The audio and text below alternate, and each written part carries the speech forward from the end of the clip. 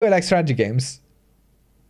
Well, first of all, strategy games were one of the first games that I ever played. It was real-time strategy with Warcraft 1, Warcraft 2, and StarCraft. So like that's my entry into the world, and I like the grand strategy games specifically because they're usually way more relaxed than anything else, and it's good fun to start from nothing and build yourself up to something big, and have armies commanded and all that kind of stuff. I like the fantasy of it. I think that's really it. I like the rulership type fantasies. That's the kind of story I enjoy. And they often allow for a lot of emergent gameplay, which I also love. So you're not set in your path so much, but whatever happens in the game shapes what you're gonna experience more so. And they have a lot of replayability because everyone is always a little bit different. So I would say that. Does that answer your question? I hope it does.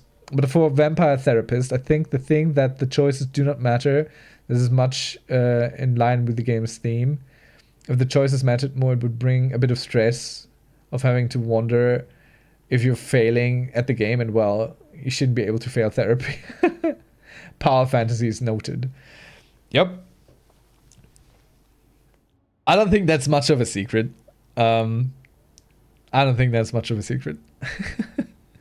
It's the same, like I play action RPGs because I want to slaughter thousands of enemies. That's why I don't like Dark Souls games or Souls likes, because it's more skill based than just being overwhelmingly powerful eventually. And I enjoy games where I can get overwhelmingly powerful rather than having to have skill. You know, I like brute forcing and just being the dominant life form. After all, I'm human. That's kind of in our DNA, right? We are the apex of the apex predators. I don't want to have skill for that. Humans are not actually the apex predators because we're really cool and strong. No. We are very survivable and we're very inventive.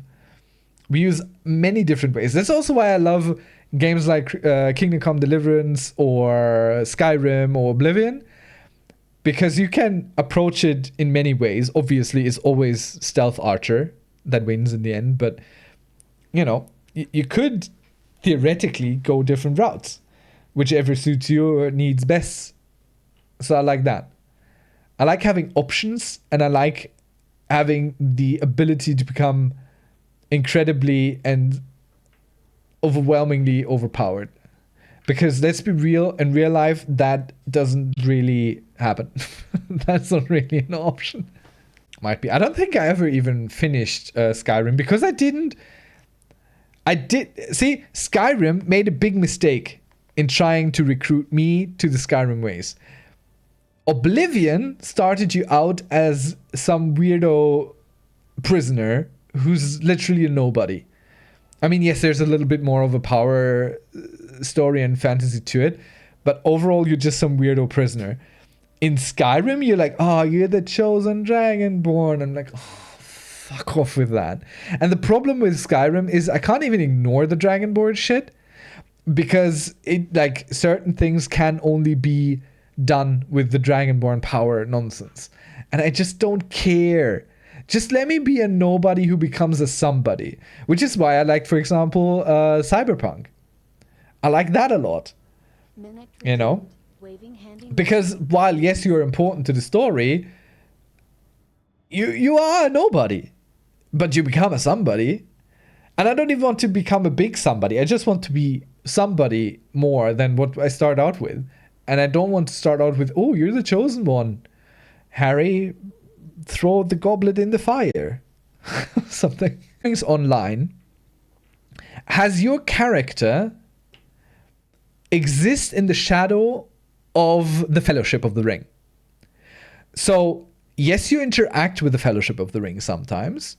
Yes, you talk to Frodo. Yes, you talk to Sam. Yes, you meet Gandalf. However, your character's journey is to keep the path of the Fellowship clear, is to fight the things that the Fellowship cannot fight, is to face the enemies that the Fellowship cannot face, will not face, shouldn't face. And you become important in your own right. But at the end of the day, you're still just a dude who sometimes gets to see the real important people do their thing and help keep their backs free. And I love that. Oh, you want an NPC that becomes important is important. I don't even want the important part. I don't even want that necessarily. Like, there's a thing in World of Warcraft. A lot of people get very annoyed when a raid boss is killed, and then instead of the party being the ones who killed it, there's an NPC cutscene where an NPC kills the boss.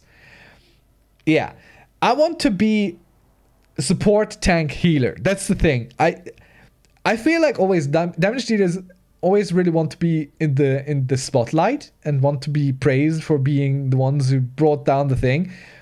I want to be the one who made it possible. Like, one of my favorite things in strategy games, there was a Supreme Commander and Supreme Commander Forged Alliance and Supreme Commander 2. And this game had a unit where it's a ferry. So you could build a unit that's just a transporter where you can set a ferry point. So the transporter just flies from point A to point B and picks up units that are standing there waiting to be picked up and delivers them. And that was like my favorite mechanic in that fucking game, because it's like, you know, facilitating the victory brought about by means that aren't necessarily directly in line of combat. You still do all the other things in that game. It's not just the logistics part of it. But I love the whole support thing. I love being able to help bring about the change that needs to be brought about. I don't want to be the chosen one. I don't want to be all powerful in that sense. I want to be among a group of people, you know, because the issue with stories where it's like, oh, you're the champion, you're the chosen one, you have all the power, you're the super mega cool dude, is that everyone else is the same as well. And that makes no sense to me. How is it possible that everyone is so cool all the time? You know, like that cheapens my own experience, right? So I prefer people who are not necessarily great, who don't necessarily become famous or rich or super powerful. I know that contradicts my whole, I like to be powerful in a way where I can just steamroll anything and dominate my sphere of influence. But I want other spheres of influence and similarly powerful things and creatures to exist around me. That's why I love Dungeons and Dragons so much, because essentially you are a very small cog in a very large world, and even if you bring down a fucking god, there's like billions of them left. So in the grand scheme of things, it doesn't mean that much, even though it's a really cool story for that character. And you are guaranteed, and that's why I love emergent gameplay so much, you are guaranteed that your current experience is absolutely unique to you. Even if others encounter similar elements and mechanics, your experience will be absolutely unique. There is no chance whatsoever that any other human in this world will experience the exact same way what you're currently experiencing in these games. And strategy games offer a lot of that. It's much better than like Baldur's Gate 3. Yes, you can play through this multiple times with multiple classes and whatnot, but there's only so many ways to progress through the story. Yeah? And the story can't really change much. There can be multiple outcomes. There can be, it's branching, but there's a limit to that. But systems like the Nemesis system from Shadows of War and Shadow of Mordor, like, damn, that's the fun shit. It's tailor-made for my current experience, and I'm sure, yes, others might have similar, very similar, close to identical, but it's not quite the same. And I love that. And if everyone is just playing like God of War, it doesn't appeal to me. It does not appeal to me as a franchise. Everyone is Kratos. Cool. Now, there are exceptions. The Last of Us, for example, that worked pretty well for me. And Uncharted, also very surprising. Kingdom Come Deliverance 2. Yes, you become important, but only in that area. Like, travel 100 miles south, no one will know who the fuck you are or why you are of any note or importance. You know?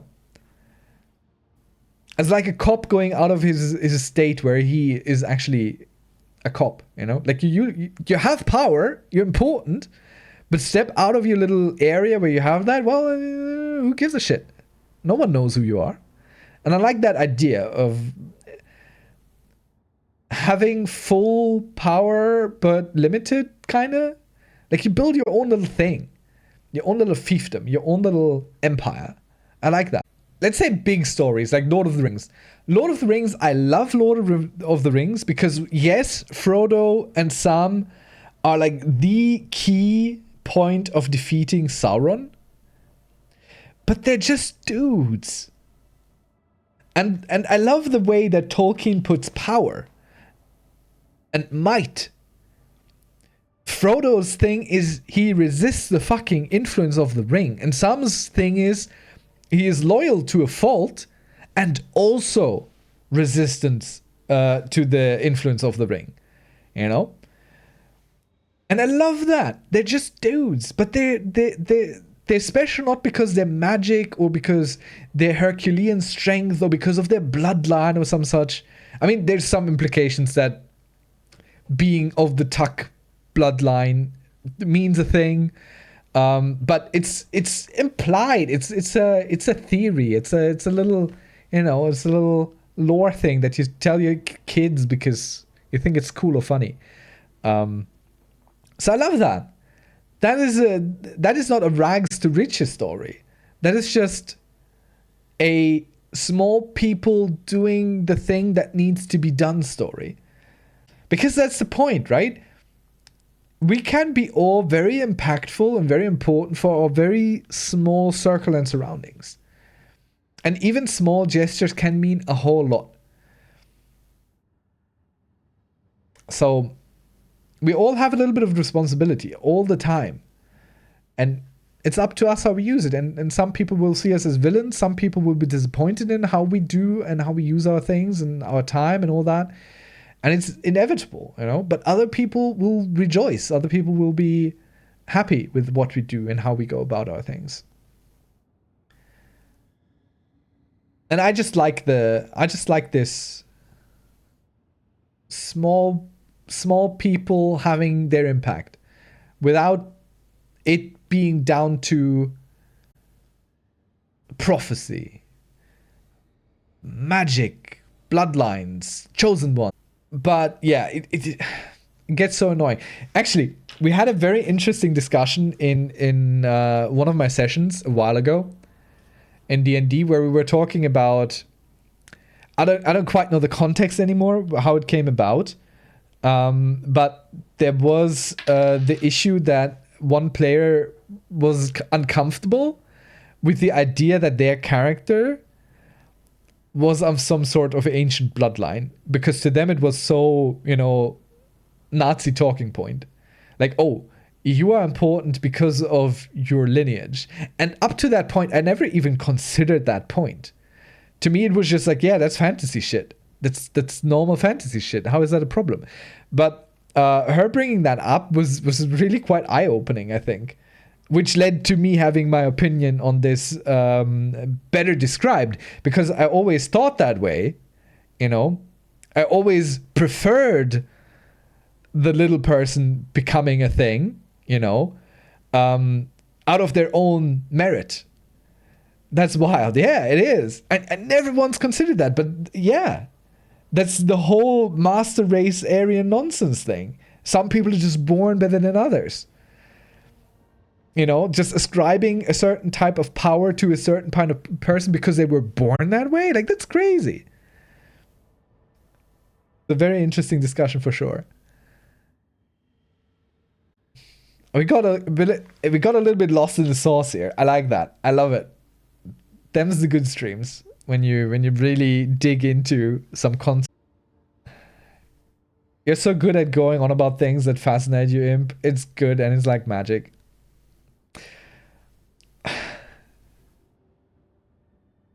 That's one of the nicest compliments I've ever gotten in my life. Not because I've never gotten nice compliments, but it's about a thing where I hope that that is how some people see it. Because I love to do it, right? I think that's kind of evident. And hearing that that's so nice. Thank you so much. I appreciate that. I appreciate that a whole lot. I got a little bit emotional here. I'm not gonna lie. Thank you. We love rambles. Yes. And I love you for helping me ramble, for asking the cool questions, for triggering these thoughts and processes and letting me go and listening.